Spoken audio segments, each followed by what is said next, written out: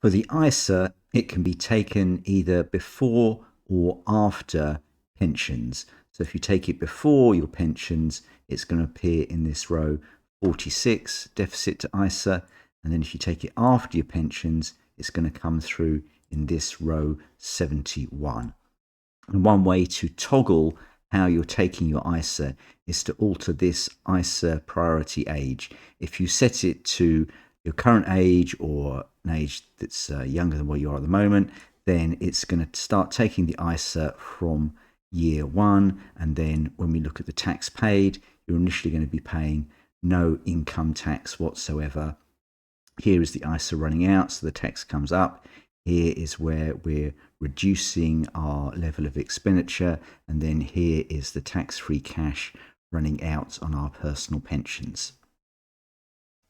If you want to prioritize the ISA after the pension, then what you want to do is set the ISA priority age to 96 because the model runs to 95. And what we'll see is this ISA number has changed. So now in later life, we have the ISA and we've run through the pension.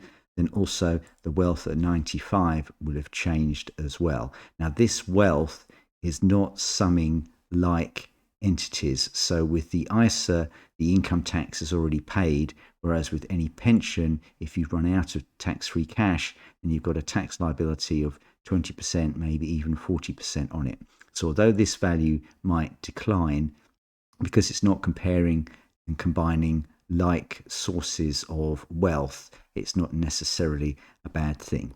And so now when we come to the tax that we're paying, what's happening is we are paying the taxes on our pension first, bit of a spike when the tax-free cash runs out, then we reduce our expenditure, and then in later life we're paying no tax at all because we're living off the ISA. So now let's assume that we want to buy a car in 2030 and the car will cost us £30,000 in today's money.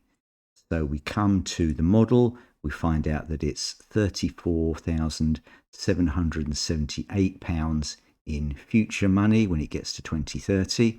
We have our ISA priority age set at 96, so we want to take from the pension first, but to avoid a tax spike in 2030, what we do is we come to the ISA tab, we click manual ISA withdrawal, we put the purchase price of the car in future money terms, the 34,778 in 2030. And now when we come to the model, we've got additional expenditure.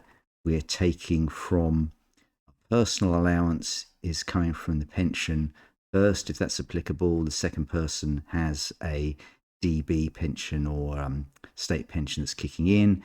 Then we've got the deficit to the ISA of the same amount.